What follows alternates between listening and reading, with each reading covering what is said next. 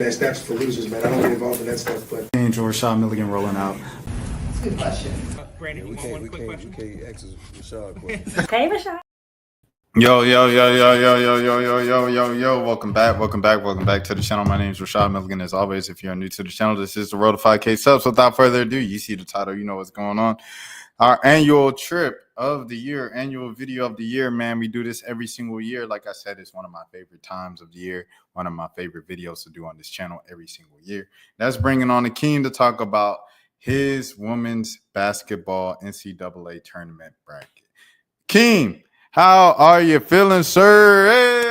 I am just trying to be as every bit as good as yourself, man. Like, as you can probably guess, I've been on the road. Of course, I've been doing the whole high school thing, but also the college thing as well, both South Carolina and North Carolina. I just came from Wake Forest working their state championship games up there. So so it is kind of a bit of a refresher to just kind of get a little bit of a breather from all this traveling I've been doing.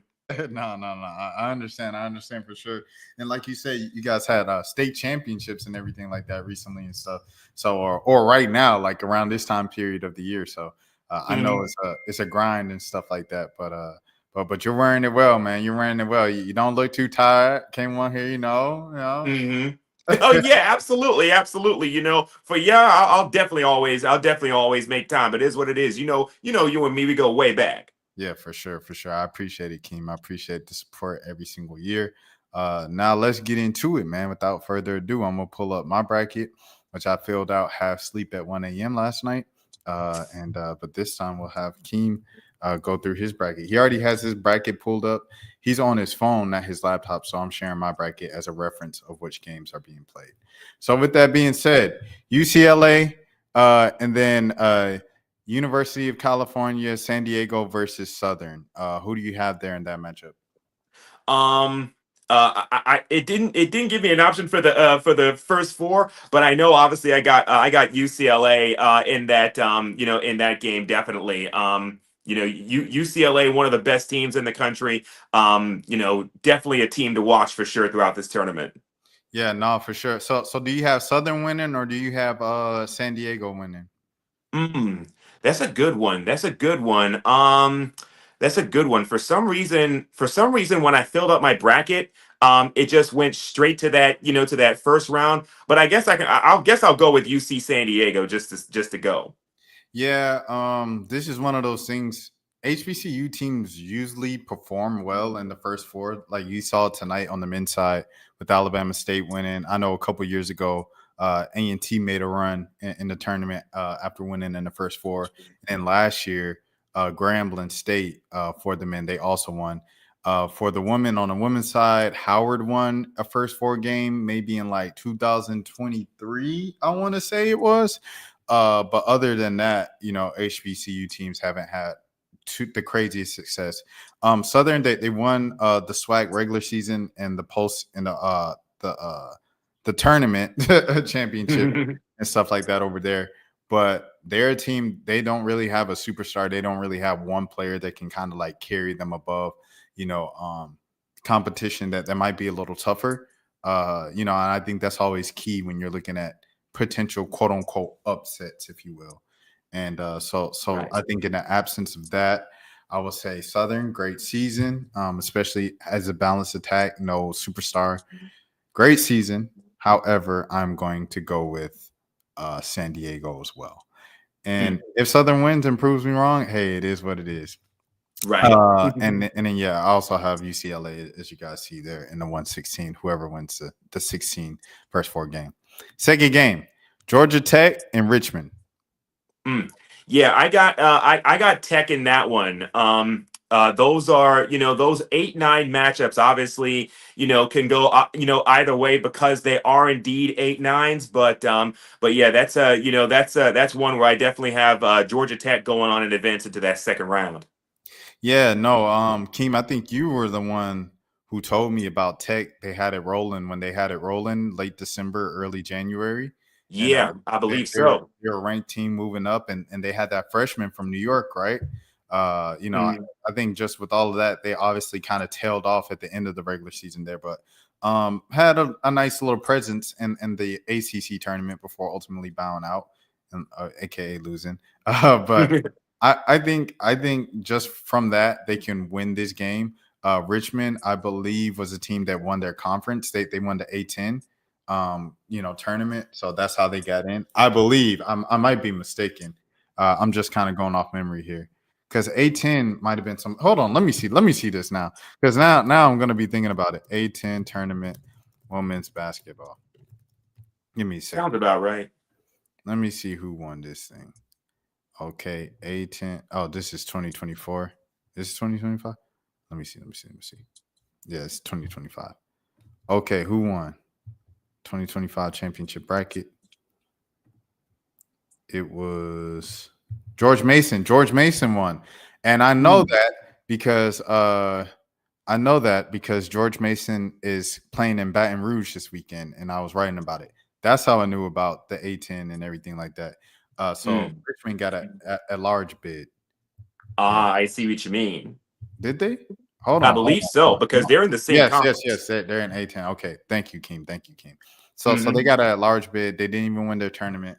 I'm gonna go with Tech as well, but it's not much of a deep reason. It's just like Tech used to be good.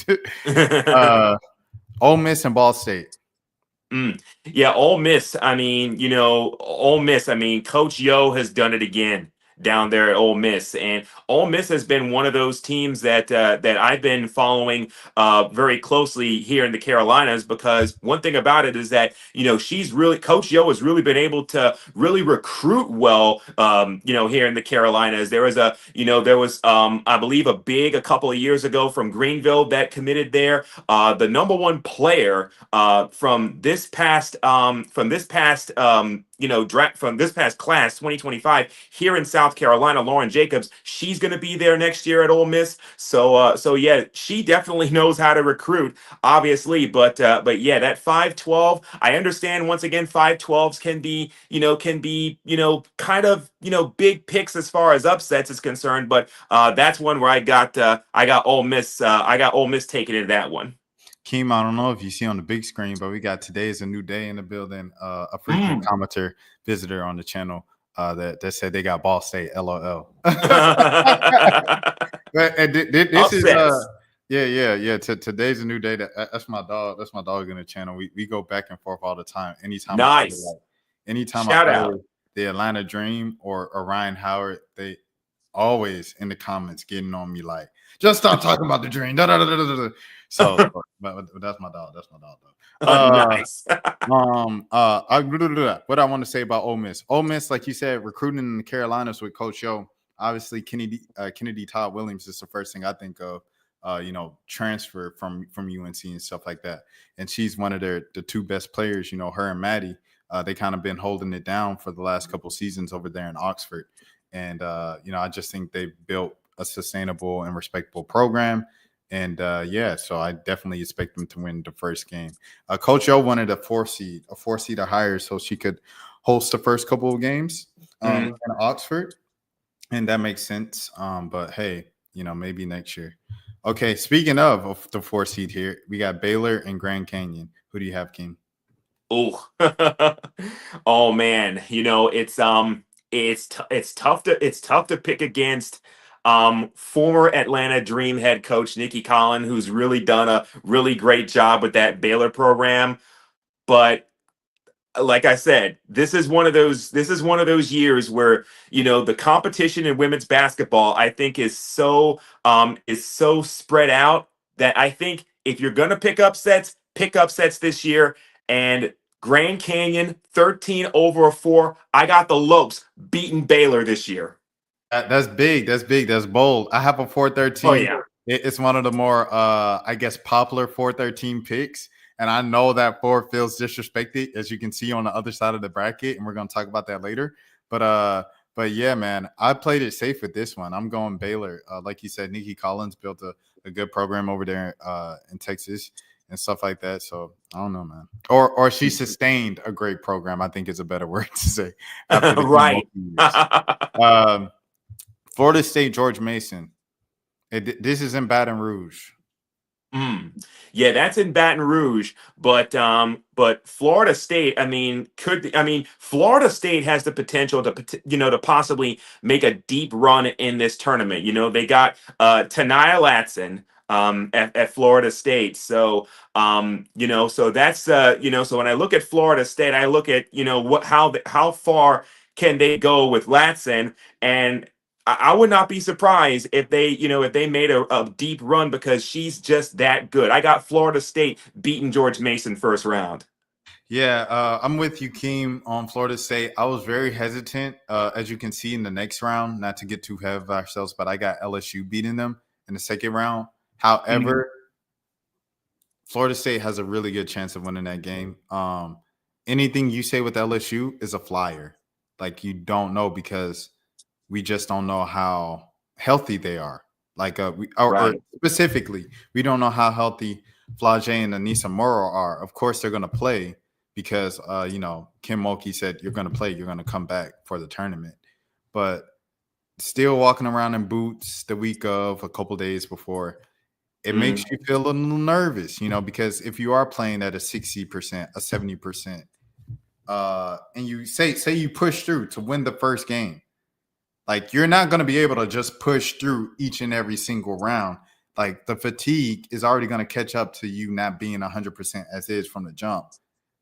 And that's why I'm like, tonight, Latson is someone who went into UNC and hit that game winner or whatever at the buzzer. That's a formidable team on the road. I think it's a similar situation with her and LSU in the second round, if that happens. And I think, like you said, Florida State could definitely win that game. And then NC State falls asleep, getting way ahead. NC State falls at the wheel, sleep at the wheel so many times, especially in postseason play. They can catch NC State. And like you said, and now they end up, you know what I'm saying? Now they're in the Sweet 16. Now they end up, not a Sweet 16. Now they're in the Elite 8. So, I agree with you. Florida State has the potential to make a run, but I definitely have them winning the first game against George Mason. LSU, San Diego State for you.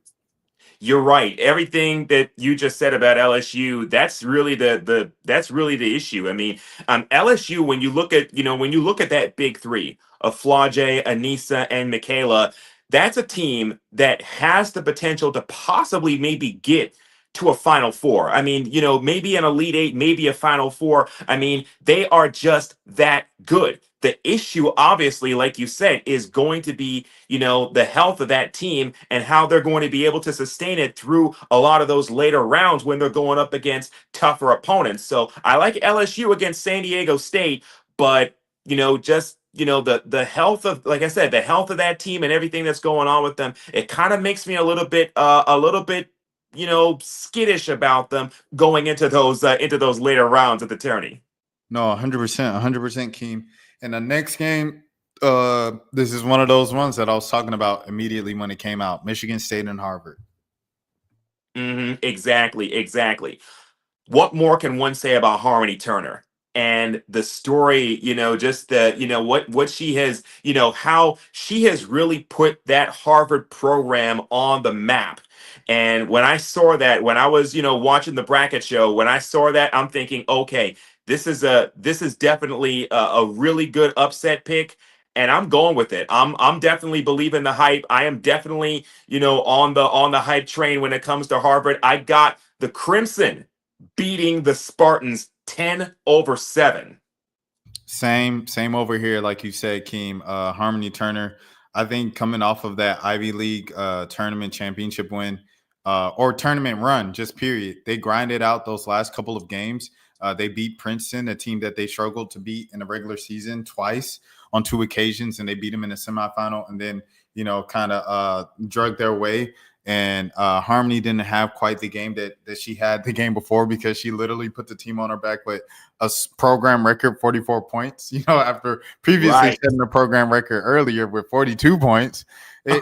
Or 41 points, I believe it was. It was 41 or 42 earlier this season. Harmony just out here breaking records all over the place, bro. Exactly. So after that performance against Princeton, she was a little more gassed in the championship game, and our other teammates came and stepped up in place of her. And that showed me, okay, this is a legitimate team. This isn't just a Harmony Turner show. And like you said, or we were discussing earlier, when it comes to upsets, you have to have a player that's dominant and has the ability to take over a game. You know, Akeem, our alma mater, you know, hey, nonetheless, for the viewers who don't know, we both met and went to Georgia State University. RJ Hunter in 2015 when we were both there. Wait, Kim, you graduated 14? No, 15. 15. Okay. See, yeah. So we were both there at Georgia State at the time. I just had to make sure. We were both there at Georgia State at the time where Georgia State went down and faced Baylor in the first round. And RJ Hunter literally was the difference in the game because Georgia State was down by 8 with about 2.5 minutes. And it was literally just RJ just blacking out. And that led to Georgia State ultimately winning because they had a player who could take them over the top and take over a game. Steph Curry, when you think about way back, almost 20 years ago at this point with Davidson made their Cinderella run, but it's not possible without a Steph Curry. So you always need that one player if you are going to make an upset or make a Cinderella run in the tournament, I feel like in college. And I think that's Harmony Turner. She has the ability to do that. Shout out to Rock T too, man. Ricky Smiley Morning Show is a staple for, Black kids for a generation, you know what I'm saying? So shout out to Rock T, her pops. Yeah, for sure. Right. Okay. Absolutely.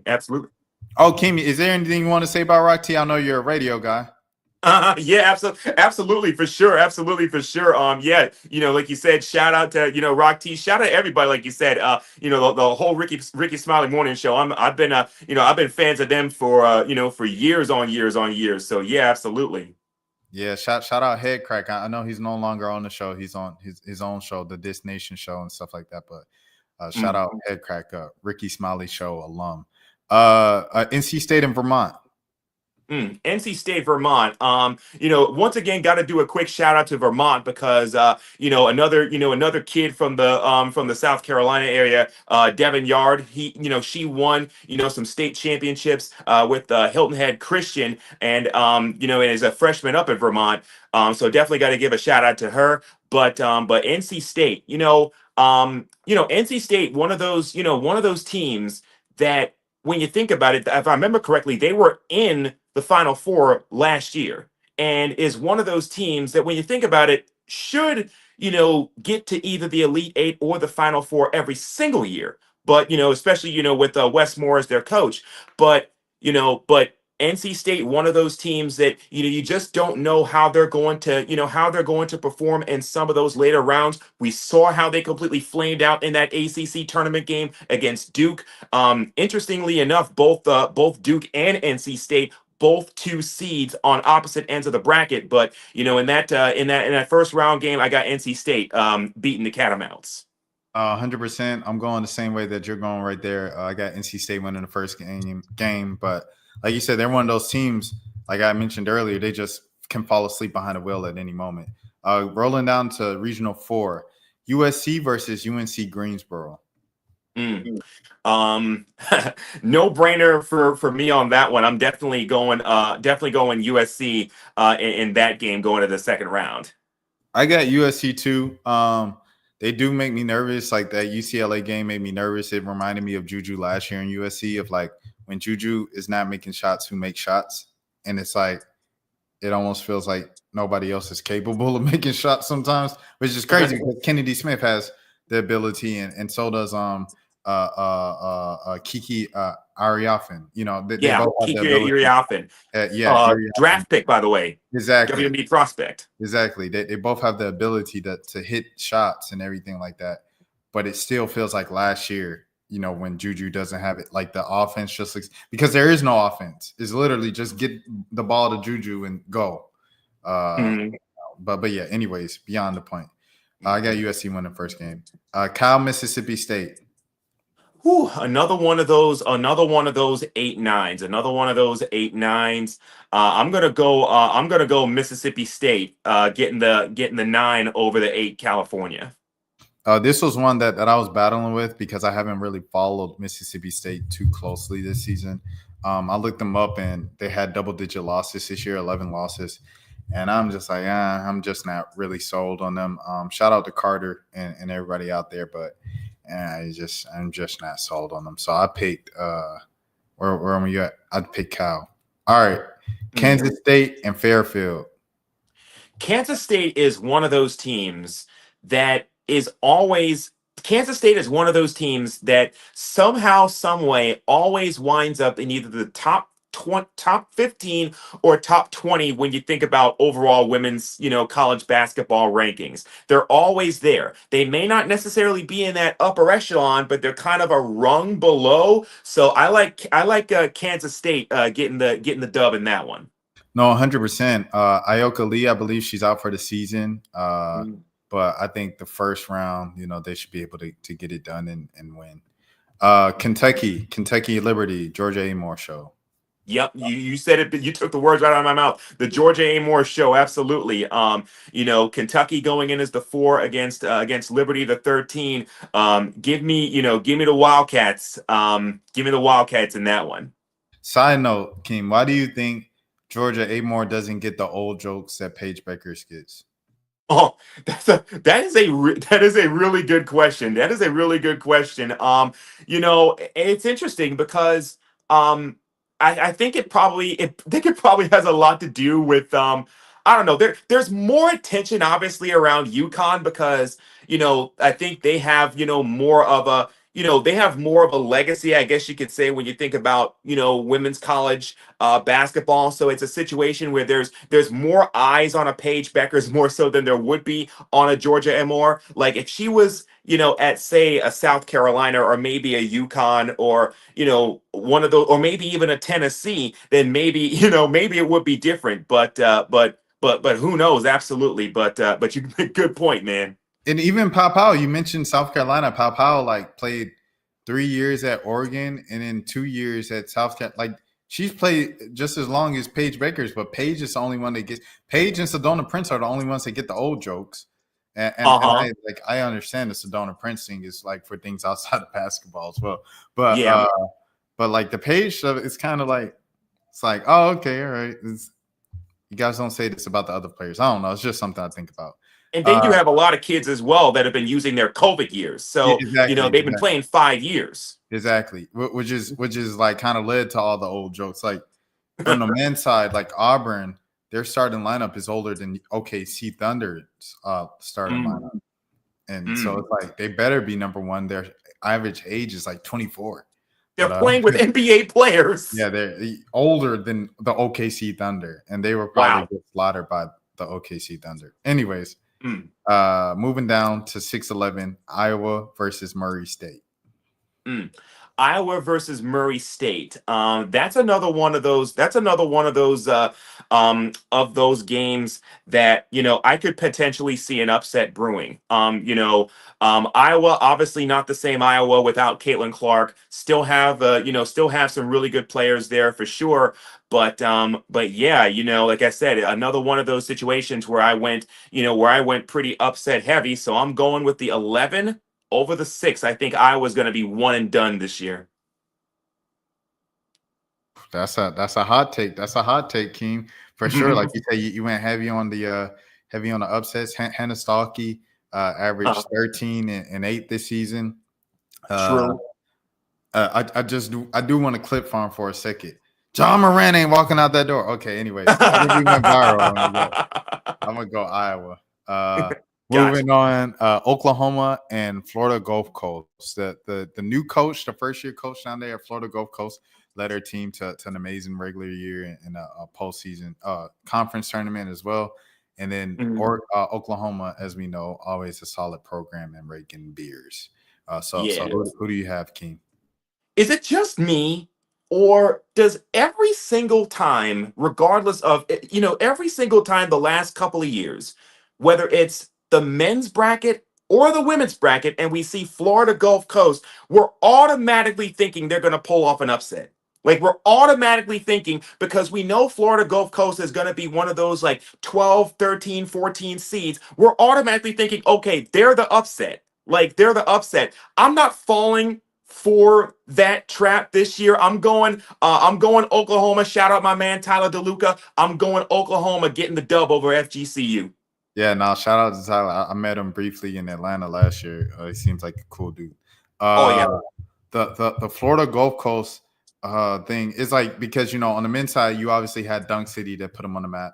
Then you had the Brennan Goodwin years, and then on the women's side, you had Kirsten, who came down from transferred down from Ohio State and everything like that. So you had that entire era, and I believe she won a game or two in the NCAA tournament down at Florida Gulf Coast. So it's like they've always had players and moments that were just set up to upset big programs in the tournament and stuff.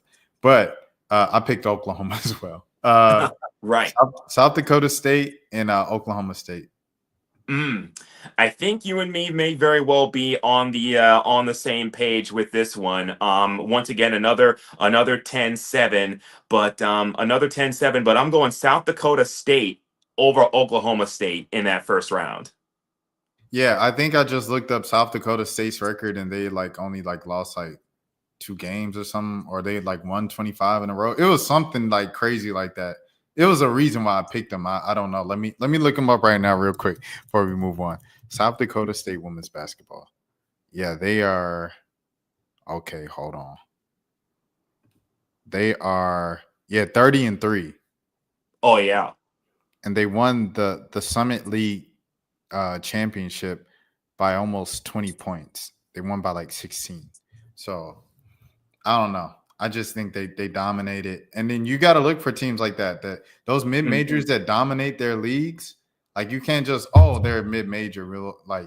No, those teams dominated because they're that much better. They're good enough to probably play in a major. And the thing is with South Dakota State, this is something that they have been doing for a number of years. So it's not like South Dakota State is one of those programs that is just now starting to emerge on the scene and gets a lot of national love around March Madness. This is a team that has been doing this for a number of years. So they're starting to become true to this, not necessarily new to this. Now, there it is. All right. So moving down at the bottom of the bracket, the most controversial seeding and placement in the bracket. Number 2, UConn versus Arkansas State. Who you got, King? Definitely for sure. Have a UConn in that one, but you're right. That was, and I remember they even did it during the bracket show on ESPN. They hyped it up is it gonna be USC? Is it gonna be UConn? Who's going to get that final number 1 seed? And it turned out it was USC. But yeah, Paige Beckers, Sarah Strong, the whole crew up there at UConn. I got the Huskies moving on in to that second round. Yeah, I think UConn's going to be fueled off of hate and anger, and that's why I have them winning it all ultimately, just because they placed them at a number 2.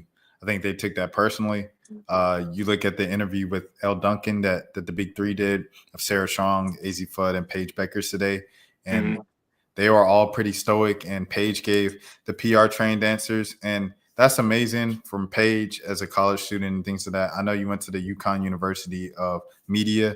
At the same time, I read right through it, and I saw what you really meant with each and every single answer through all the questions. And shout out to Elle Duncan for asking the obvious questions just to get, because I feel like the nonverbal answered the questions more so than the actual verbal. So UConn's definitely pissed, and I think because of that, they will win it all. So there's my thoughts on it. I got them winning against Arkansas State. Absolutely. Yeah. Okay, now moving over to the other side, we're going to start up from the bottom here since it's already showing. TCU number 2 versus Fair Dickinson. You talk about, TCU. I mean, obviously it's, the focal point of all things TCU is Haley Van Lith. And it just continues to amaze me when you look at how talented Haley Van Lith is, the fact that she's an Olympian in 3x3 and how much of a journeywoman she has been. Louisville, LSU, now TCU. But yeah, it's amazing just, everything. And as far as her story is concerned, also has been the butt of some social media jokes over the years. But yeah, I like TCU winning that one over Fairleigh Dickinson. No, 100%. This was Haley Van Lith's revenge year. Pretty much her entire college career has been extremely solid and successful outside of the 1 year at LSU, and it just wasn't a good fit.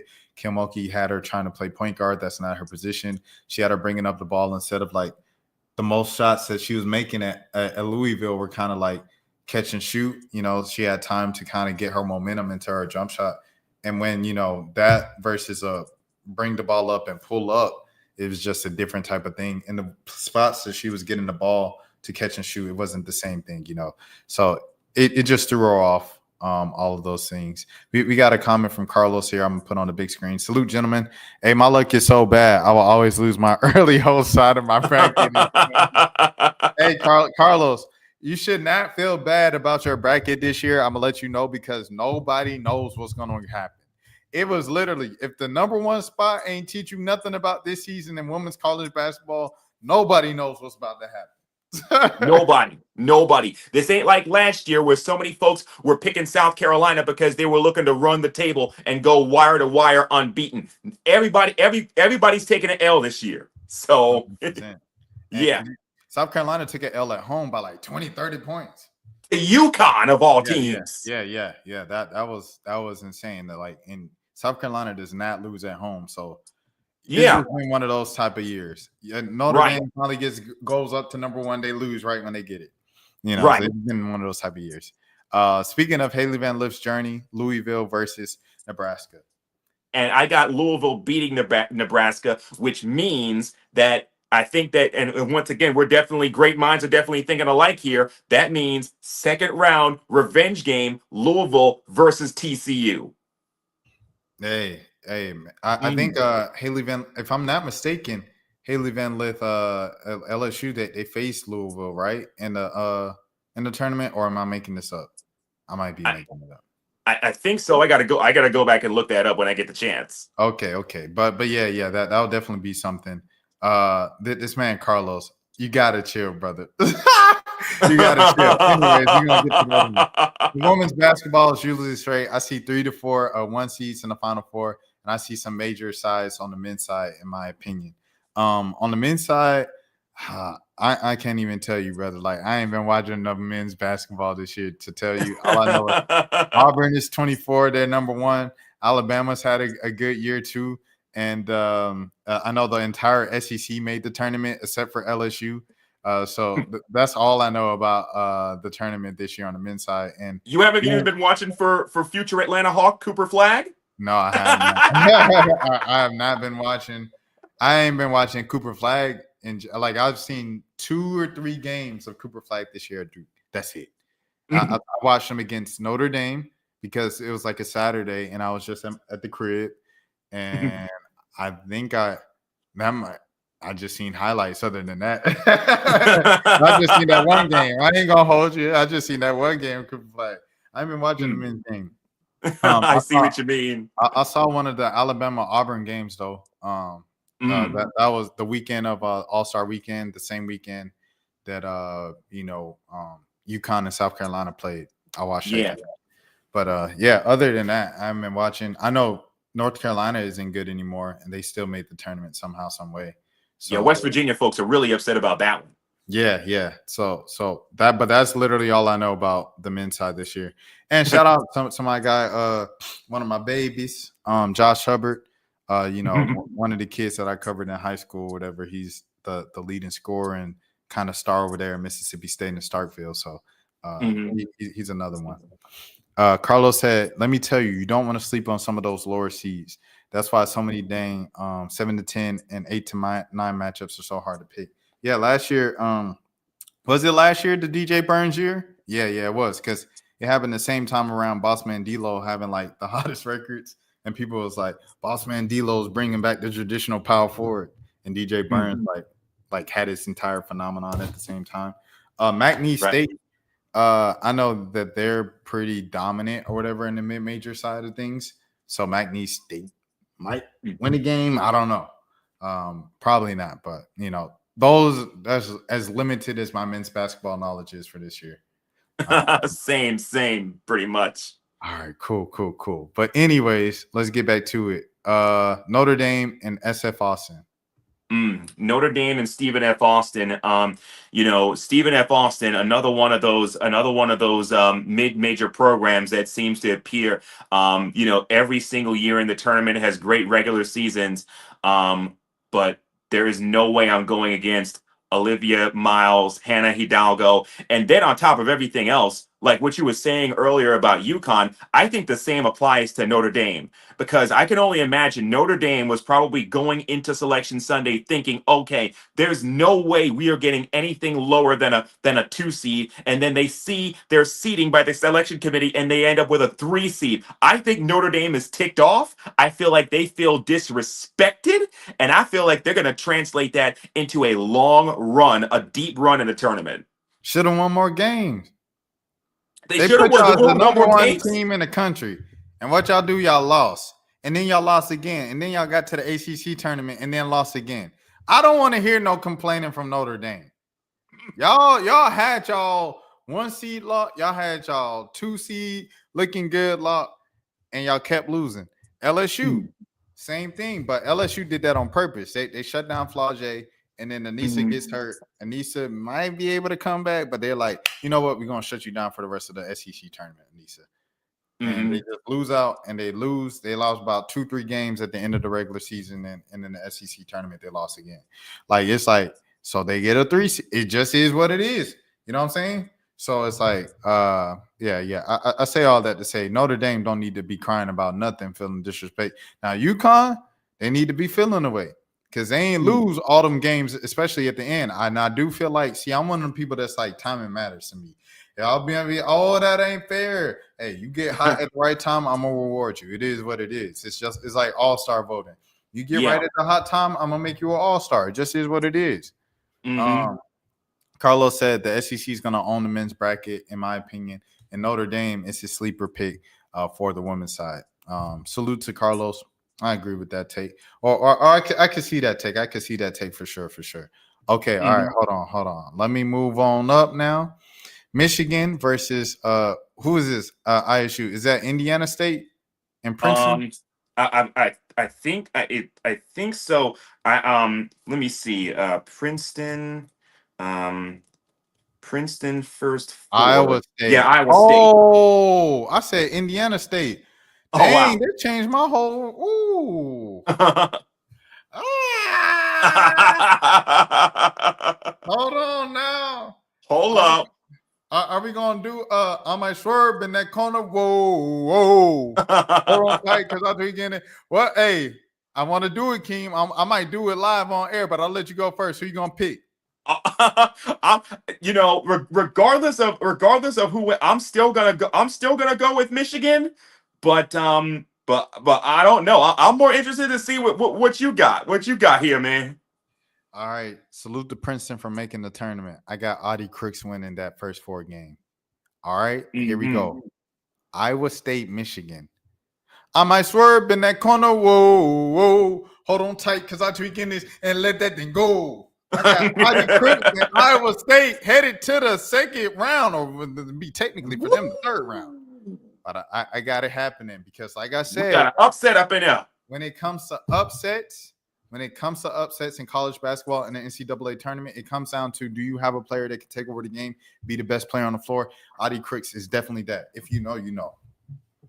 Absolutely, for sure. And also, as far as Michigan goes, got to give another shout out. Mila Holloway played up at Legacy College up in the upstate of South Carolina. Definitely got to give a shout out to her. But yeah, I'm still going to go with Michigan, and at the very least pick chalk in that 6-11. Hey man, hey, it is what it is. You know what I'm saying? Yeah. Michigan, shout out to the Big Blue. Right. Amazing athletics department, but I'm going with Audie Crooks. Okay. Ohio State, Montana State, who do you have?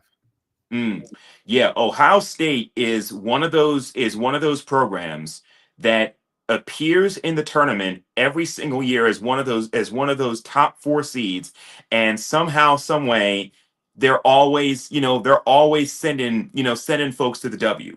So it's one of those situations where with Ohio State, they're always in the mix every single year. They got that 4 seed this year, so I'm gonna go Ohio State, over Montana State in that one. Shout out to Carlos once again. He said that song kills me. He said that man Jello from California sounded like he from the 9th Ward of Norland, baby. Norland, baby. From the 9th Ward. He from the West Bank. Jello from the West Bank. That's what all these rappers doing, trying to sound like they from the South. I might swerve in that corner. Whoa, whoa. He said he feels like Juju has the most pressure to perform in the tournament because she's been hyped and pushed to be the next big thing. USC needs to make a run, in his opinion. I agree with that, Carlos, and I'm sure that Keem does as well. What's interesting, though, about Juju is that even if she doesn't get it done this year, she's still got 2 more years before she goes into the league. So she's still got some time.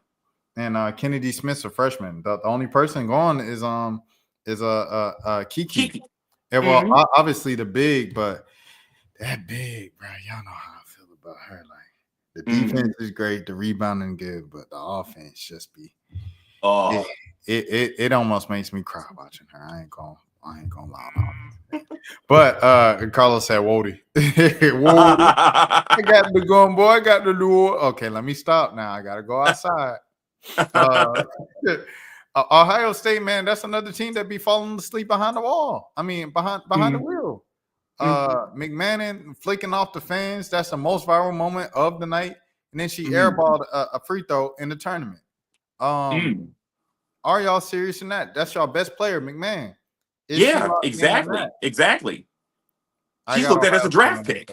I got her as a first game. I got them getting the first one, but they be on. You know what I'm saying? They don't be locked in sometimes. Tennessee and South Florida. Tennessee, South Florida. 5 versus a 12. I got the Lady Vols in that game. Tennessee is one of those teams that obviously went through that, if I remember correctly, went through a coaching change. You kind of wonder exactly like where they would be after what happened in last year's SEC tournament and the fact that they lost on that Camila Cardoso 3 from last year. But they've been able to rebound and they've been able to, get that high seed. So I like Tennessee in the first round. And shout out to Kelly Harper getting the Mizzou job today. It threw me off a little bit because I saw a report. There was like they were predicting Kelly Harper to go to Auburn. And Auburn, obviously, they fired their coach. Who was it? It was Johnny Harris they had as a coach over there? I believe so. I got to look that up, but I believe so. But yeah, they fired their coach, and I didn't necessarily understand that. I didn't understand that firing because I felt like she was doing a good job. Yeah, it was Johnny Harris. I felt like she was doing a solid job for the time that she was there. I mean, it's Auburn women's back. You know what I'm saying? Like, it's not going to be where it's just Don Staley didn't make South Carolina first year she was down there. Right. She probably got down there, 2011 from Temple? I believe so, yeah. And then Asia Wilson doesn't come into the picture until 2014, you know what I'm saying? So it's like 2014, 2015. So it is what it is. Carlos said, Florida's my sleeper team on the men's side because my Nova Wildcats were trash this season. I got there, Carlos. Hey, I have no clue about what either of them teams did this season, my bro. The last Nova Wildcat I know is Jelly JQ, Javon Quinterly, and he didn't even play that year. It was his freshman season before he transferred to Alabama, and then he transferred to Memphis, and then now he's retired from the game of basketball. Shout out to Jelly JQ, man. Shout out to Wait, did Carlos just call Florida a sleeper team on the men's side? Florida's a 1 seed on the men's side. I might swerve in that corner. Whoa. But I'm gonna go. Okay, Illinois. Did I already? All right, no, I ain't pick. Tennessee. Okay, Illinois Creighton. Yeah. Who you got, King? Who I got? For Illinois and Creighton. Again, another one. Like what Carlos was saying, those 8-9s are so hard to pick. But I'm going Creighton. I'm going Creighton over the Illini. Yeah, I'm going Creighton too. I don't know if there was a specific reason. I think it was just Creighton has always put out a solid basketball program the last few years. And, it's an 8-9 matchup. I feel like those are just toss-ups. And everybody, you can't pick the higher seed in every game. It just, you're going to have a terrible bracket if you do that. So, yeah. Yeah. Texas versus High Point or William and Mary, I believe that WNM stands for. Yeah, that's William and Mary, the tribe out there against High Point. I didn't pick for the for that first four, but I definitely am certainly confident in my Texas pick in that one. Whether it's Rory Harmon, Kyla Odeker, and of course Madison Booker. They got a stacked team down there. Obviously, in Texas, it's just one of those things where you just better hope that they don't get that they don't get down, that they don't get start to get beat, because we know what Vic Schaefer gonna do. He gonna take off that jacket. So Every like single game, man. most famous crash out of any coach in the country. But yeah, I like the Longhorns first round. Yeah, no, 100%. Shout out to Maddie Booker. That's another one of my babies that I covered in high school and things of that sort over there in Mississippi. Yeah. Yeah, I got Texas winning. And shout out to Nathan Knight. If you remember Nathan Knight, Hawks legend, William and Mary. Right. Absolutely. Duke and Lehigh. Oh, now you about to get me started about Duke.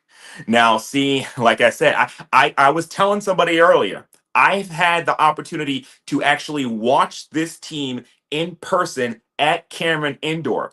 Duke is stacked. Duke is a stacked team. Like from Reagan Richardson to Taina Mayer. I mean, they are a stacked team. And they're one of those teams. Shout out to Coach Carol Lawson, but they're one of those teams that kind of flies a little bit under the radar. They don't necessarily get all the headlines of a Southern Cal or a UConn or a South Carolina, but I'm telling you, Duke is a team that if I'm filling out a bracket, Duke is a team that I would pick to make a really deep run. I got Duke 2-5 over Lehigh, 2-15 over Lehigh.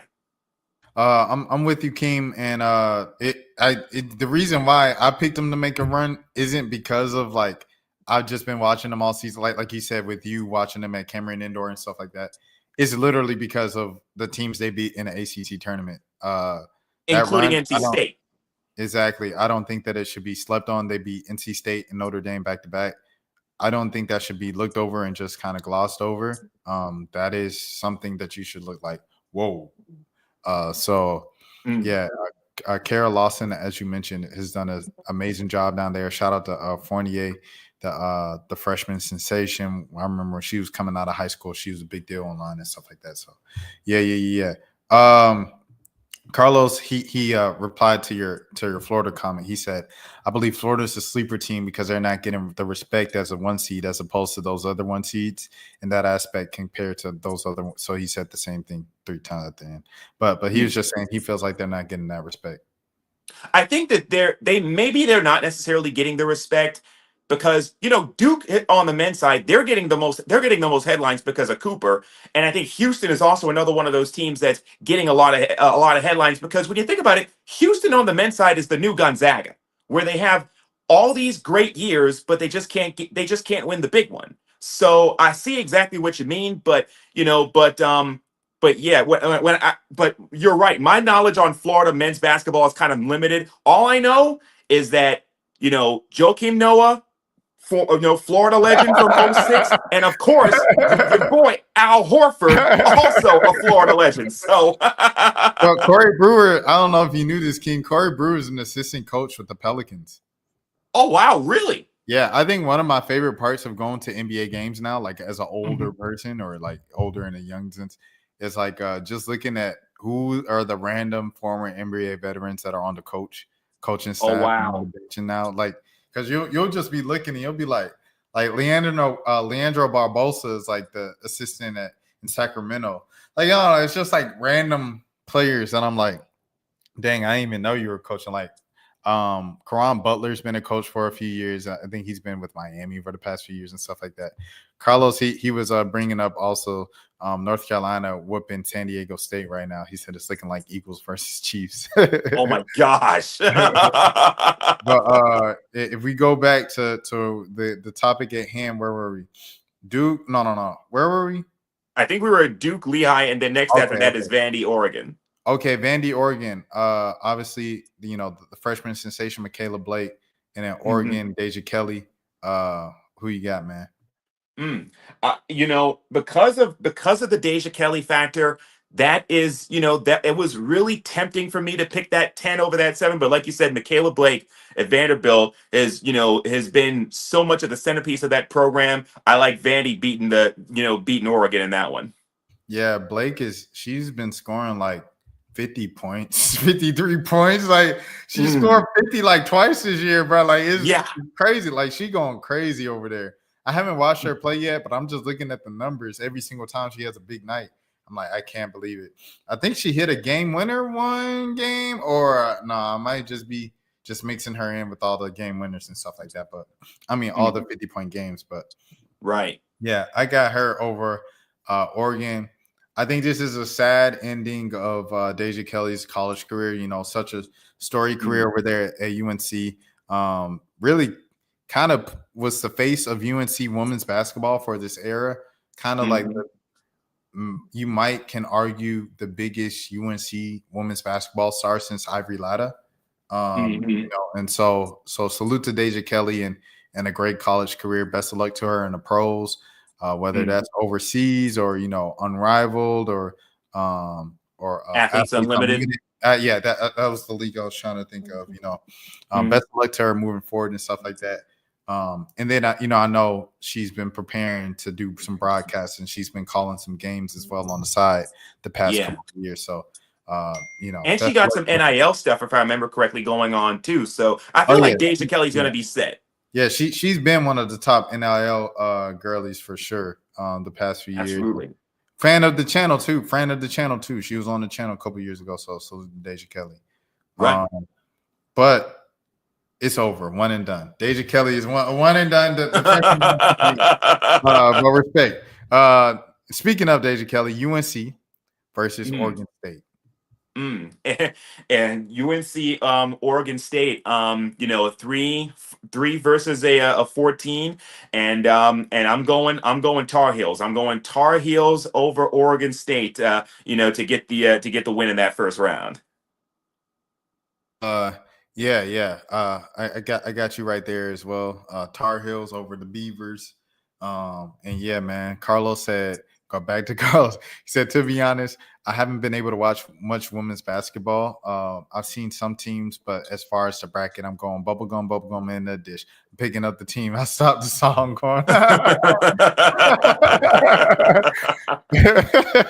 Hey, that's real. That's real. I think we're all doing that, Carlos, to some point.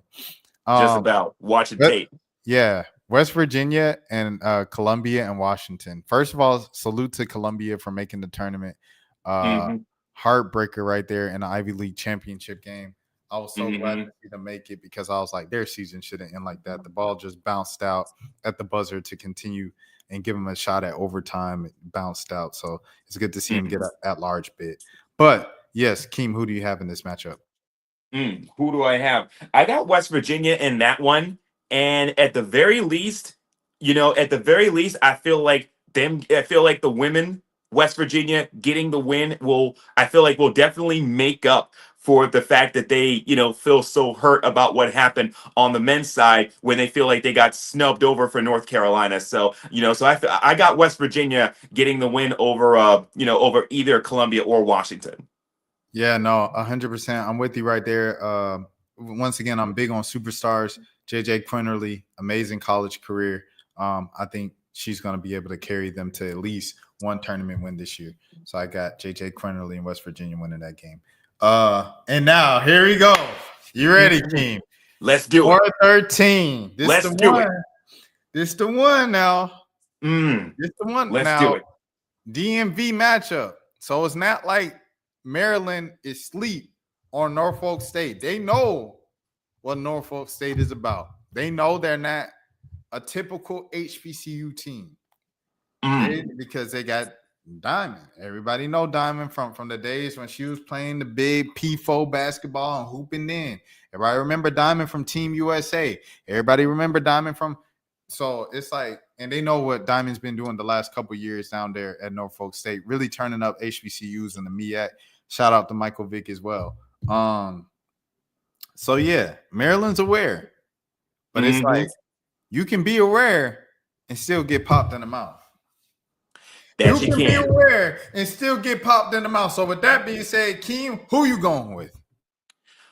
I am going with the 13 over the 4.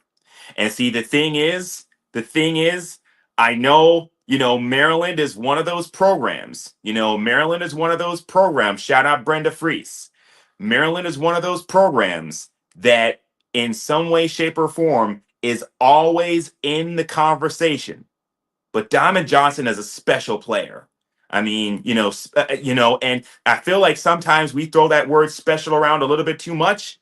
She is indeed a special player. And I feel like that Diamond Johnson is one of those that I feel like is definitely going to increase her draft stock in this NCAA tournament. So give me the 13 over the 4, Norfolk State over Maryland, Norfolk State, HBCU to the second round. Welcome, Michael Vick, to what they say. Oh hell to thee, or did they say something like I shouldn't even try. I shouldn't. I should just stayed in my lane. I went to Georgia State. Yeah. Uh, Carlos said, y'all have a good night. I got to get up for work, make this money that's leaving my pocket before the direct deposit hits. Hey, salute, Carlos. It was fun chatting it up with you. Thanks for stopping by. We're going to Absolutely. keep this thing rolling, sir. Mhm. But yeah, I got Norfolk State winning. I do wonder how Maryland's taking all this disrespect, because I'm not going to lie. Like, I feel like majority of the people who are really in this women's basketball space is picking Norfolk State outside of Mhm. Maryland fans. So Yeah. I'm very interested to see and how they're going to take this disrespect and kind of being not the favorite, almost in a way, as a 4 seed over a 13 in the first round. But yeah, I got Norfolk State. Alabama, Green Bay. Alabama, Green Bay. Another one of those, like you said, one of those 5 versus 12s. But I'm like I said, I'm doing an upset heavy bracket this year, and I'm going Green Bay. I'm going the Phoenix to one and done the Tide. The Tide is going to be rolling out of this tournament in the first round. I got the Phoenix of Green Bay over Bama.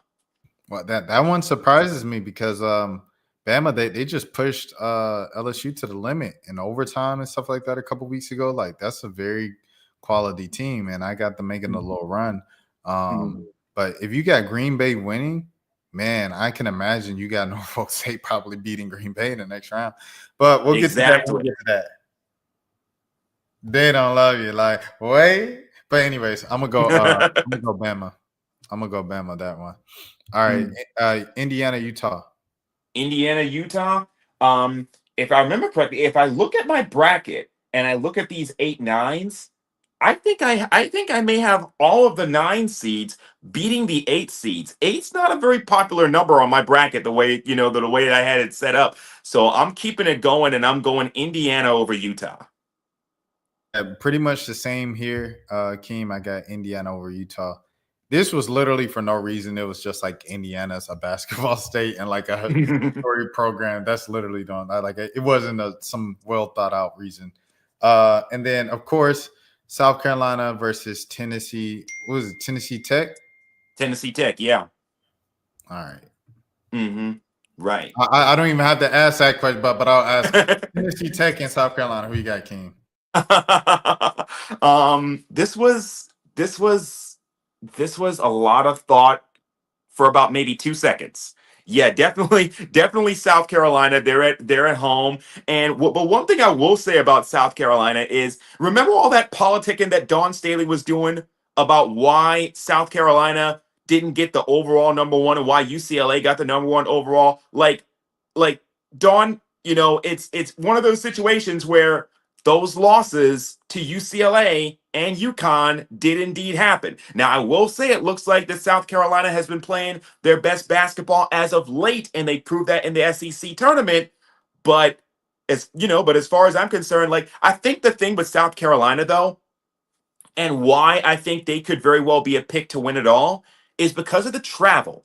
Because South Carolina is in the Birmingham region. So they got the first 2 games at their house at Colonial Life. Birmingham's not that far of a drive from Columbia. Then, if they get to the Final Four, they'll be in Tampa. So South Carolina would be playing the entire tournament in the Southeast. So I feel like that the travel factor could be the thing that gets South Carolina over the top this year. Yeah, no, that's huge. That's a huge game. I got South Carolina in the first game, but yeah, that's something to look for to play the entire tournament in the South is huge. Moving on to the second round of 32, South Carolina, Indiana. South Carolina, Indiana. Indiana, it's interesting because if I remember correctly, these two teams, they met last year in the tournament. And Indiana actually gave them some problems. That could very well happen again, but South Carolina is still a battle-tested South Carolina, so I got South Carolina in the Sweet 16. Grace Berger isn't walking through that door. South Carolina. Okay. Right. Alabama, Norfolk State. Oh, whoa. For you, it's Green Bay, Norfolk State. Yeah. For me, it's Green Bay. For me, it's Green Bay, Norfolk State, and I have Norfolk State over Green Bay. Like, I think that, wouldn't it be nice to have an HBCU Cinderella, Diamond Johnson, and everything that she's been doing? So yeah, I got Norfolk State over Green Bay that second round game. It'll be huge. A great way for Diamond Johnson to kind of end her college career and stuff like that. Starting off at where she started off. Did she start NC State or Rutgers? I forgot exactly. I would have to look that up. Regardless where she started, she made 2 stops, NC State and Rutgers, before ultimately ending up at Norfolk State. Had a great career, everything like that. So that would be amazing for her to make a Sweet 16 push. But I'm going to talk about another HBCU great team. I'm going to talk about Zay Green at Alabama, and I got Alabama winning as well in that second round matchup over Norfolk State. Absolutely. And I went with the way that I broke this down in my one-on-one video, which you can watch. I'll put at the end here for everybody who want to watch it, is the height difference. With these things, the deeper you get into for the upsets, the mid-majors versus like the P4s, you really have to look at that size difference. That was the biggest thing that I took away, obviously covering our teams at Georgia State and stuff like that in the tournament. It was like those teams weren't better. They were just kind of bigger and like dominated the glass. Like they weren't more talented. They just had more size. And so that's why I got Alabama over Norfolk State. West Virginia and North Carolina. And it's West Virginia, North Carolina for both of us. That would be a 3 versus a 6, and I got North Carolina beating West Virginia. Same here. I got North Carolina beating West Virginia.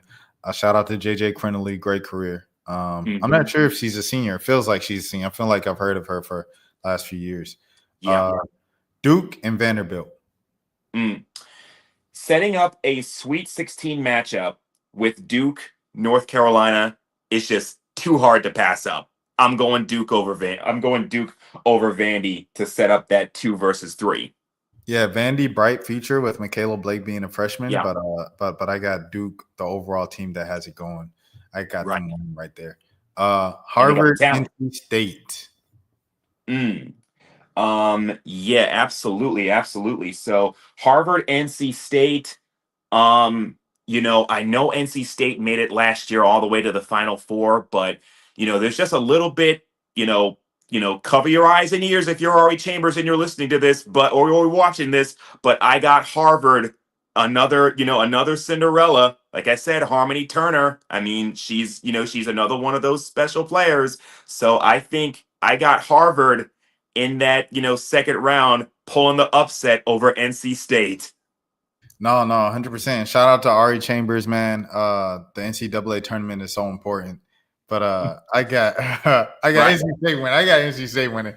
It was Harvard, like I said, watching them in the Ivy League tournament, they really struggled those last couple games.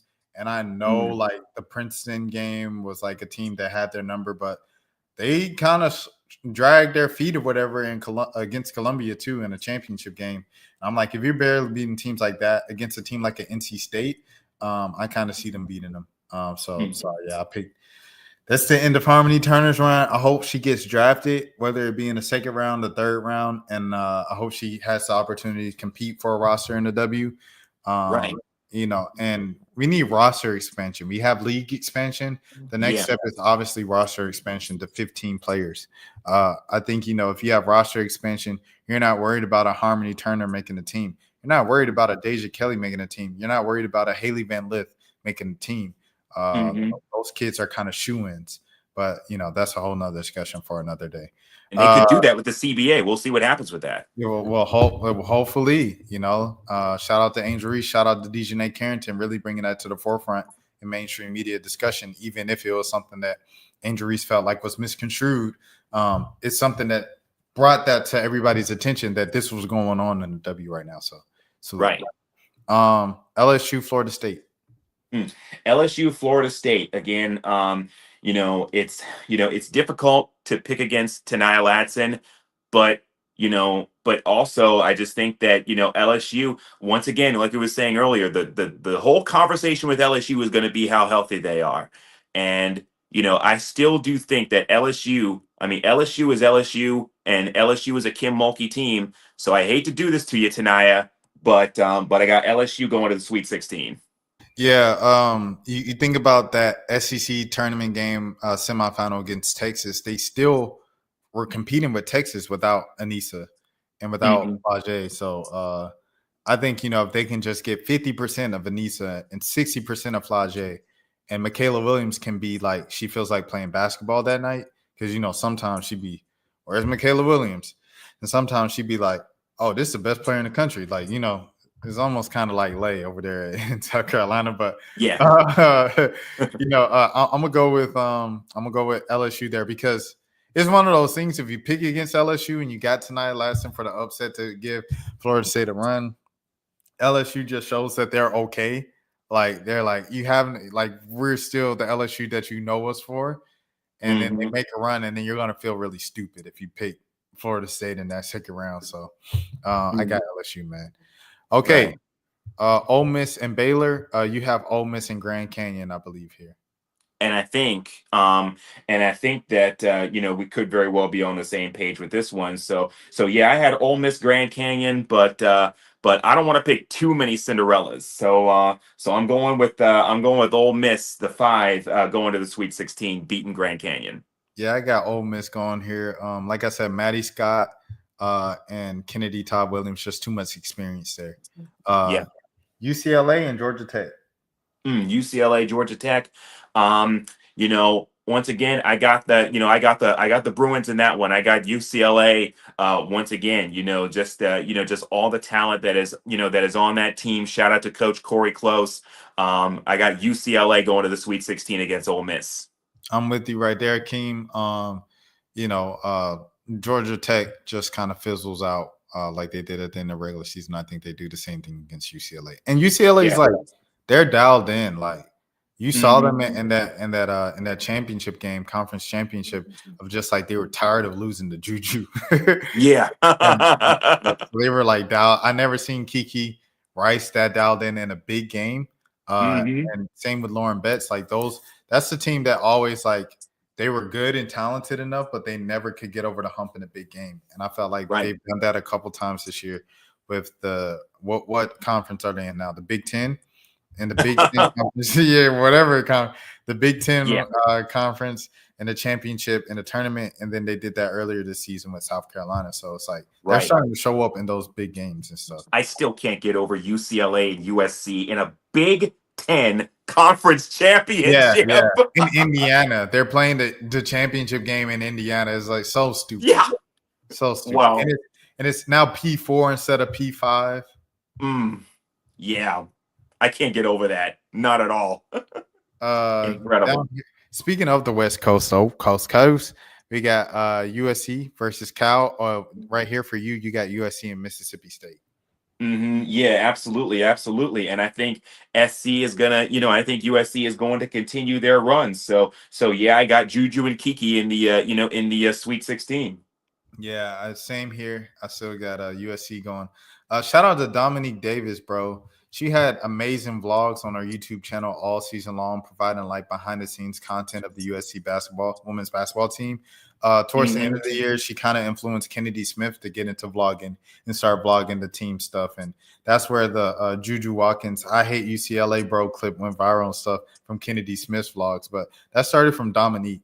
And Dominique, she put her name in the transfer portal, like I think right before the conference tournament. So Dominique, man, Wish the best of luck to you. I believe she's a graduate because she was a senior this year, so she graduates. So she's using that graduate year. Another year of NIL money, another year to vlog her adventures and stuff like that. Best of luck to you in the future. And I Right. definitely think you have a future in this YouTube stuff. If all else fails, you have a future in YouTube. Just stay around, engaging people, maybe move back to LA if you need to get content, but you can definitely be a YouTuber or streamer. Mhm. All right, hold on. Where are we at? Kansas State and Kentucky. Did you pick Fairfield? No, you didn't pick Fairfield. Yeah, I didn't pick that upset. I picked Kansas State and I picked Kentucky, and in that one, I'm going with Kentucky to play USC in the Sweet 16. Same here. I got Kentucky. Okay. Iowa, Oklahoma. I believe. Did you pick? I think you picked Murray State. Murray State and Yeah, I had Oklahoma. Murray State in the upset. I had Murray State in the upset, but I didn't have Murray State in an upset over Oklahoma. I got the Sooners going to going to the Sweet 16. I got Oklahoma going there as well. Shout out Reagan Beers. UConn, South Dakota State. UConn, South Dakota State. I feel like South Dakota State has a chance to maybe give them a game, maybe for the first two quarters. But UConn is UConn, and UConn is a Gino Auriemma team, and UConn has a lot of talent. Obviously, give me UConn playing Oklahoma. I'm with you there, Keem. I got UConn winning. Cinderella story fizzles out in the second round. Okay. Yeah. On the other side of the bracket, TCU versus Louisville. TCU versus Louisville, the revenge game of revenge games for Haley Van Lith. And I think that she's going to want that one, particularly, like you said, given that's her former team. So I got TCU, beating Louisville. Shout out to Coach Jeff Walls. But I got your team out of here in the second round. I'm picking TCU going to the Sweet 16. For sure. Shout out Jeff Wall. Shout out Jada Curry. Shout out the baby Randolph, baby Zebo, and baby Arenas. I'm going with TCU.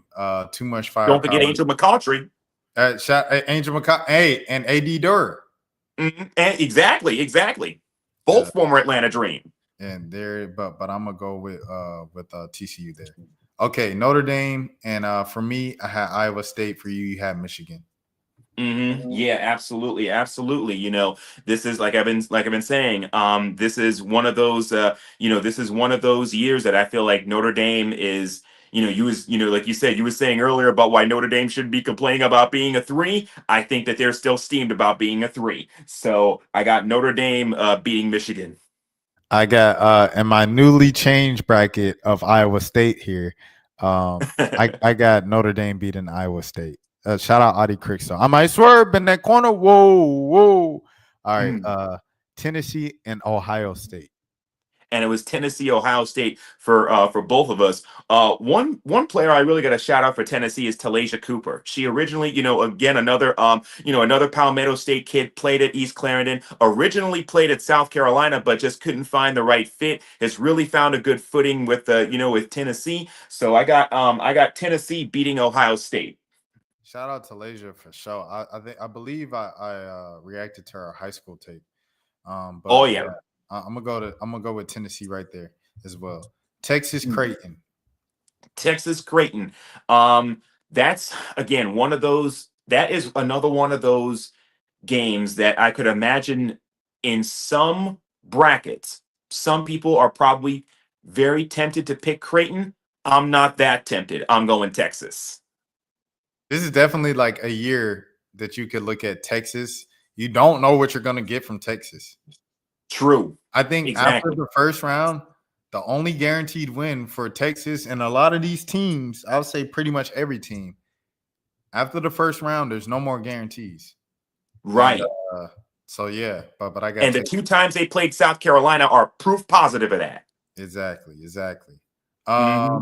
Okay, now dang, we're in the Sweet 16 already. Duke and North Carolina.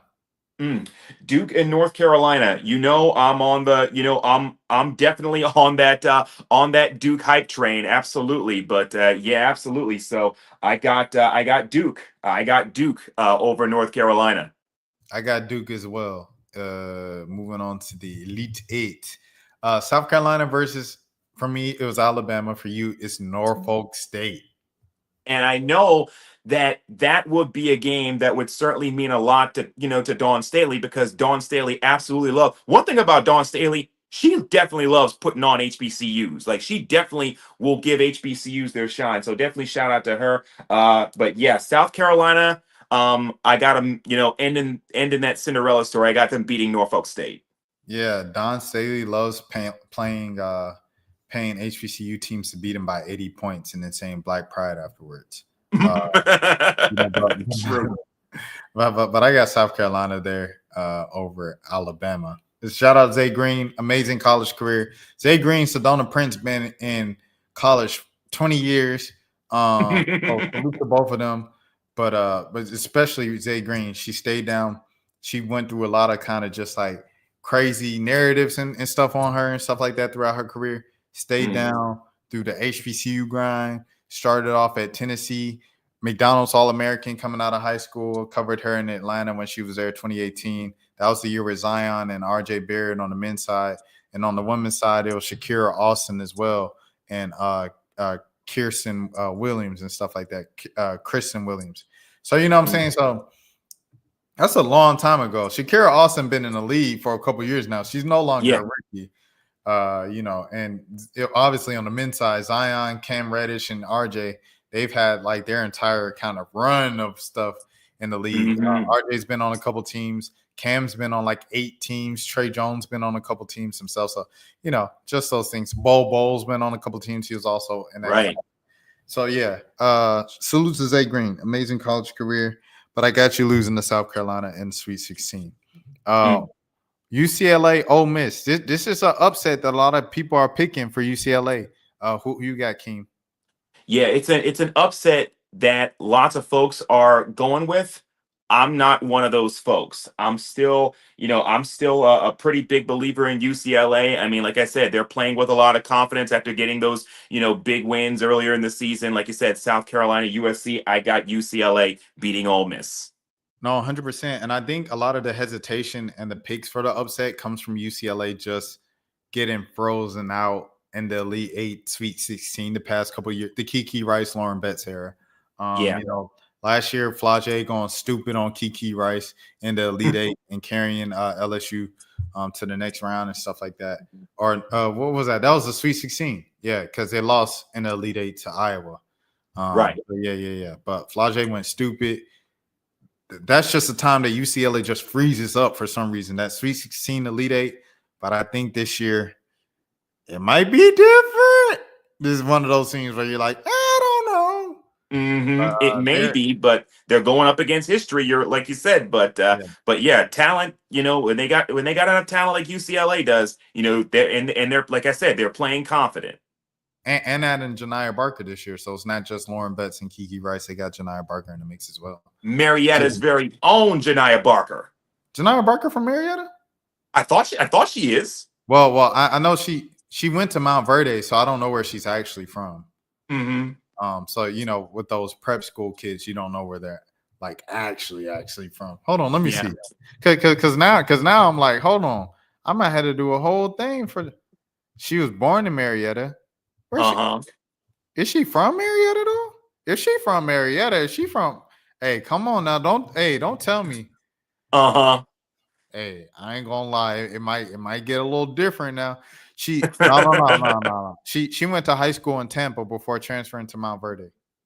Gotcha. I think she was just born in Marietta. I hope so. Because I hate to miss out on all those years of gassing her up. But UCLA winning, going to the Elite 8, man. And then LSU, NC State. LSU, NC State for you. LSU, Harvard for me. If it's one thing that I always love to do when I'm filling out brackets, I'm picking Cinderellas, but usually Sweet 16s are usually when when the clock strikes midnight for these Cinderellas. And I still am a believer in LSU. Even with everything they got going on, I'm still a believer in LSU. I got LSU ending Harvard's Cinderella story and going to the Elite 8. For me, I got NC State facing LSU, and LSU beat NC State earlier this year during the Thanksgiving break in one of those Bahamas tournaments and stuff like that. And I think just based off of that, and then you just think about that firepower with Flage and Anissa, they're gonna bring it every single night. Michaela, like I said, is a wild card, but those two are gonna bring it every single night, and I think that firepower is gonna be the thing that gets them over. Because NC State, another team like UCLA. Just these teams that all this talent, they done got 5 former, McDonald's All-Americans, 5, like Maddie Hayes was like a big 5-star recruit out of Mississippi State, long live, rest in peace, Coach Nikki McCray, of course. You know what I'm saying, for sure. But like she was a 5-star. Sanaya Rivers was a 5-star. Gatorade Player of the Year from South Carolina. Yeah, exactly. Z James, like all these big name players and so much talent just oozing off the bench and the start, and they just always just freeze up around the 16, around the league every year. Zan Jones is down there at over there at NC State too. Am I right? Yeah. But like all those players, and then but they always freeze up around that time. Last year, like you said, they may get to the Final Four. They make that push. Sanaya faces South Carolina again. But yeah, I think LSU just beat this one is a guess. I'm not even gonna lie to you. I'll just say this one is a guess because I don't know how healthy LSU is gonna be. I don't know how they're gonna be traveling, taking that plane from Baton Rouge all the way up to Spokane. NC State's got to travel as well, but I mean, right. I feel like the legs won't start running out at that point. No pun. USC Kentucky. USC Kentucky for sure. 1 versus a 4, and USC is a 1 for a reason. So so I'm picking USC into the Elite 8. Same. I feel like Georgia Amore isn't enough. Juju can be off. Kennedy Smith can have a good game. Kiki can have a good game. It's not enough. There we go. or Van Hoffen can have a good game or whatever and stuff like. Or Avery Howell can have a good. That's another team. They had too much talent that they brought in. They should have been a super team this year. That's why they were like the preseason number 1, and they just underperformed. It was still like if Juju doesn't make the shot, what do I do with basketball in hand? Like, and it's so annoying to see them play that way, but it is what it is. I got USC winning that game because 5 is better than 1. Ironic, very ironic statement. Anyways, Oklahoma, UConn. I got UConn in this one. I know that's a 2 versus I believe that's a 2 versus a 3, but I got UConn in this one. And see, this is where I gotta get some bit off with the committee. See, the thing is that because of the fact that they put SC and UConn in the same region, in the same bracket, that means that we're going to get Page versus Juju in the Elite 8, when ideally we'd be getting them in the Final 4. So I guess we I gotta settle with that. But they played earlier in the year, was a really, really, really great game. So it's so it's a rematch once again. But yeah, that's one of my Elite 8 matchups with USC and UConn, and I think you and me are both on the same page with that. Did who won the game at UConn this year? I think I gotta go back and check and see. But was it that SC? game came down to like the final play, the final few seconds. Let me see. Hold on. Women's basketball. Give me a second, y'all. All right. USC won. Yeah, it wasn't all that much. I think it was like 72-70.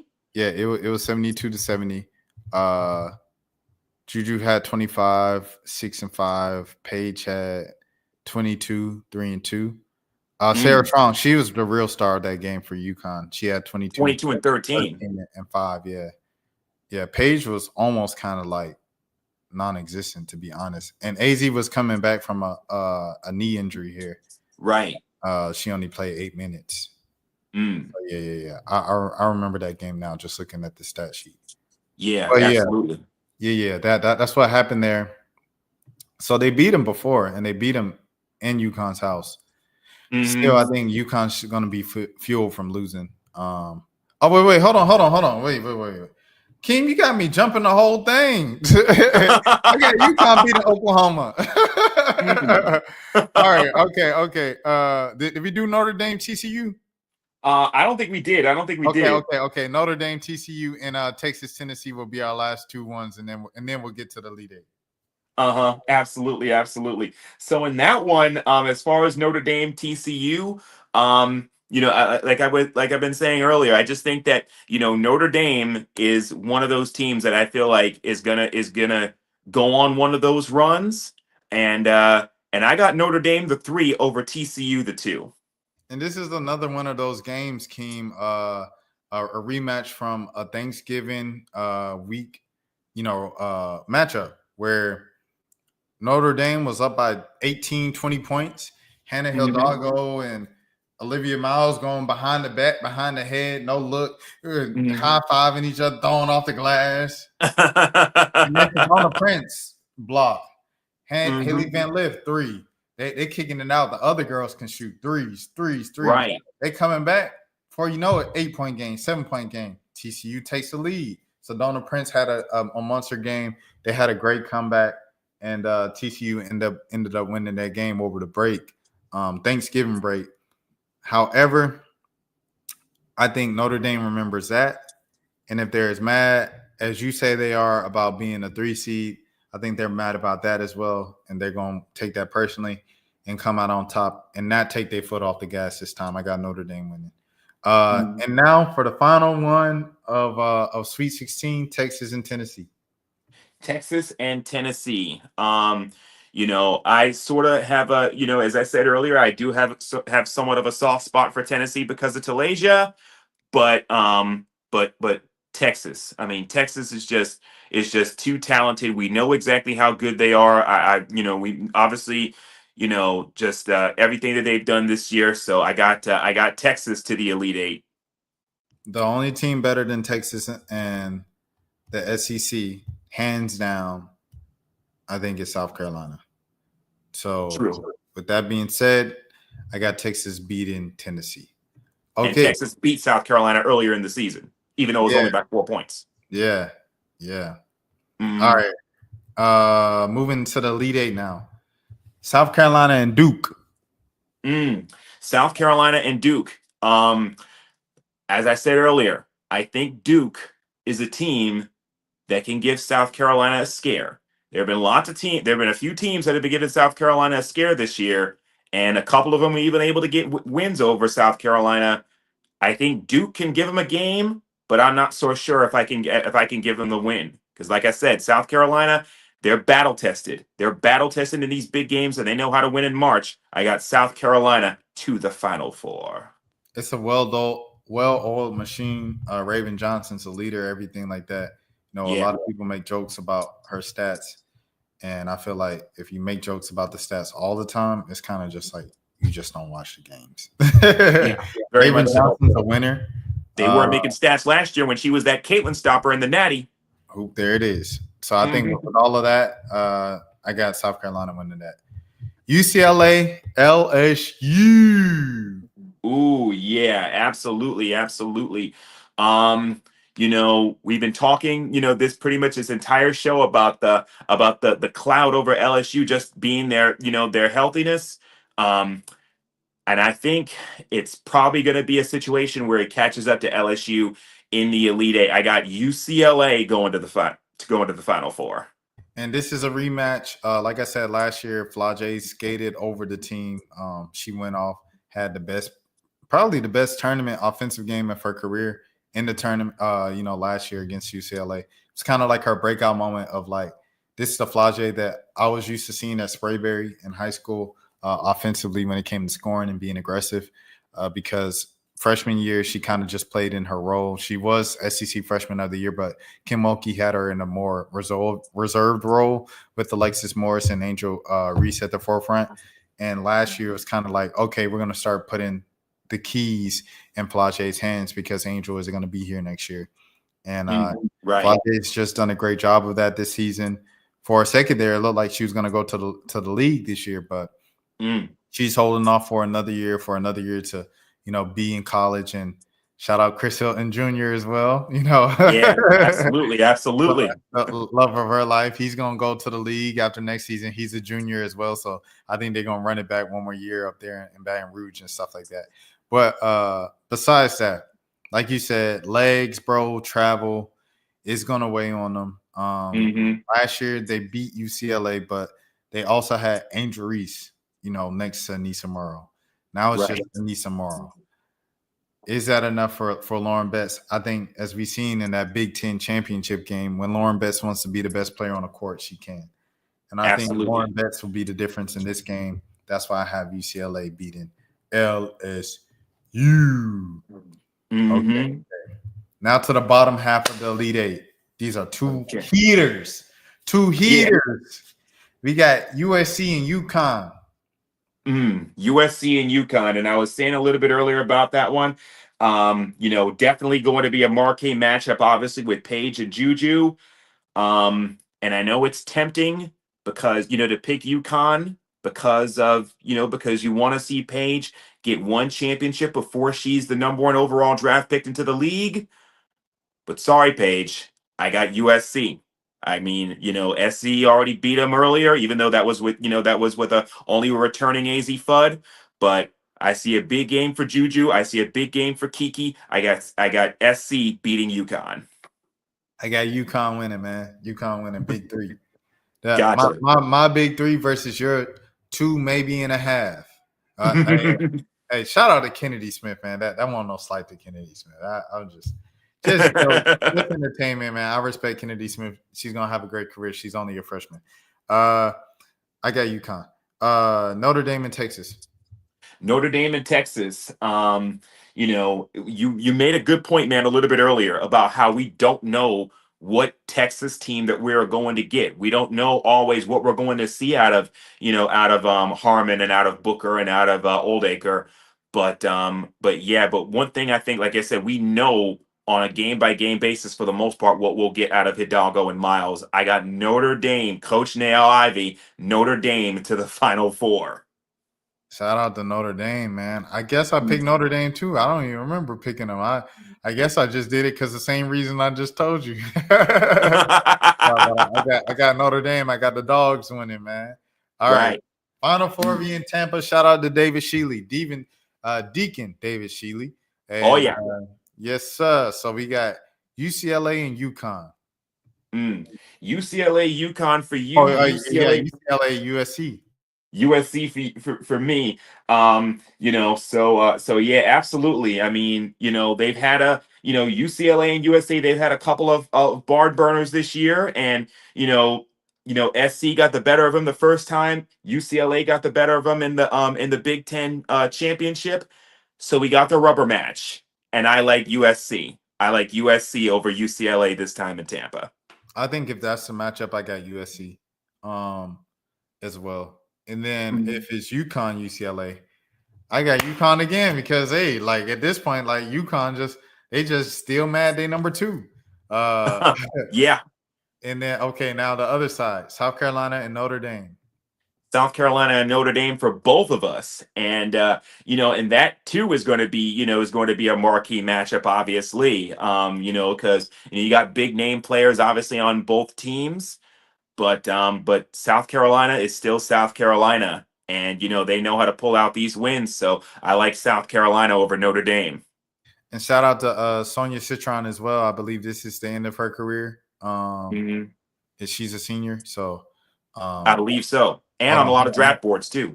Yeah. I seen her on the draft boards all year, so you can assume, but you never want to fully assume. Let me check.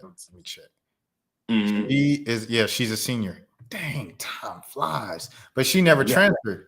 See, so she never transferred or anything like that. A lot of times when these kids transfer, you get an extra year of a grad year, you know what I'm saying, if you get a degree and then transfer or something like that. So her staying at Notre Dame all 4 years. Yeah.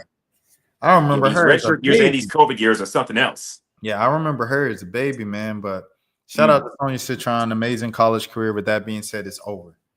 Olivia Miles, great college career. With that being said, it's over. See you in the Seattle Storm, Olivia. Yeah, there. Y'all Diggins Smith, man. You're Mm, OG. yep. I got South Carolina, man. Okay. Now you got South Carolina USC. I got South Carolina UConn. Who do you Mm. have taking it all? Oh, this is one that I've been going back and forth with for a pretty good bit of time. I will say this. Like I said, I do think Pow Pow is going to go on, a big run because she's on these draft boards. I think Pow Pow drops probably somewhere around 20. I think we get sometime somewhere around 15 to 20 each from Joyce and Lay. But I got SC. I got Southern Cal beating South Carolina. I think we get a big game from Juju, big game from Kennedy, big game from Kiki. Really, really, like I said, obviously a marquee matchup. Who's the real USC? And they're going to be playing each other at the beginning of next year. The real, USC. So we're kind of get a preview of that possibly, but I think this is Juju's year. I think this is Juju's year, and I got Southern Cal beating South Carolina. I'm going to go final score 75-71. Oh, wow, King. Yeah, no. That's definitely huge. That's definitely huge. I was looking for if I could find the picture. I feel like they scratched it. Did they scratch all the photos off the internet? I was looking for a photo of Juju when she was a recruit with Don. I looked it up. I don't see one photo. Like it was like I You're right, because remember Dawn literally tried to recruit her. no, the SC was in her like final schools and stuff like that. I Yeah. asked her dad when she was at Sierra Canyon. Another thing that kind of makes me feel a bit on the older side, but and he was like, yeah, she's looking at a West Coast team, and I know South Carolina's looking at her as well, but she really, I think she's looking to stay out west, and look, stay out west. She did. And Yep. continue her LA legend legacy and things of that sort. Mm. But yeah, man, I say all of this to say if it's UConn and South Carolina, UConn beat South Carolina by 30 earlier this year in South Carolina. South Carolina is going to be mad about that. They're going to be turned up. They're going to be tuned in. With that being said, UConn still has more talent. Sarah Strong, AZ Fudd, Paige Beckers, this close to a championship again, and she lost the championship game to South Carolina. Yeah. She lost. She remembers. She playing on one leg. She playing on half a leg. AZ Fudd won't even there yet. When AZ Fudd gets back, AZ Fudd playing on half a knee. Yeah, just about. This year, all the players are back. That's what L. Duncan said. And when she asked Paige about it, Paige had the straight face. She said, "Don't you dare speak that over my life. We are this close. We're not going to have you speak this over our life and jinx us right now." Said, "My bad, Paige." I see what you mean. Yeah, I mean, wouldn't that be a way to go out and go into the league as a champion? Absolutely. They said in order to be UConn legend, you need a national championship. They got 11 of them. Yep. Oriema got 11 of them. Yep. You need at least one. You want to be in that same conversation with Diana Taurasi, with Maya Moore, with Stewie? I mean, honestly, you're right. They said you need Tina Charles. I think she gets this one right. Sue Bird. I think she gets Sue Bird. Yeah. Cash. I think she gets this one here, man. Hey, salute. Hey, Keem, we appreciate the time so much. I know it's 11:35 on that end. I've been yawning for the past 30 minutes. My brother, as always, it's always good to bring you on every single year at this time. Let me submit my bracket because I made a change. Okay, so now it's saved. But yeah, man, where can the people find you, everything like that on social media? Absolutely. So you can find me at Akiem Bailum, AKIEM on X and Blue Sky. And you can also find me Akiem Bailum _, on Instagram, as well as read my work for BeyondTheW.com, read my work for Prep Girls Hoops. I'm all over the place. I'm just and also check out my I'm also doing the whole audiobook thing. I got the audiobook, The Nubian Manpower to the People. So yeah, I'm all over the place. Yeah, King, congrats on the audiobook, man. Congrats on the audiobook. This is my first time speaking to you since then. Obviously we congratulate you in a group chat and stuff like that, but it's different out loud verbally and stuff like that. Yeah, Wow. absolutely, absolutely, Big and things. definitely gotta give you your flowers on making the big move to Louisiana. Obviously staying grounded, not spending too much time out there amongst those folks. Those drunk folks on a Friday or Saturday night, just doing what you got to do, man. No, I appreciate that. I appreciate that, Keem.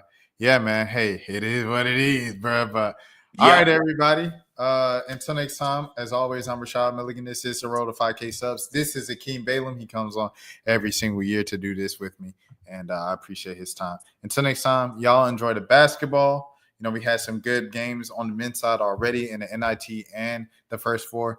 Hopefully, we get the same thing on the women's side. And until next time, peace out.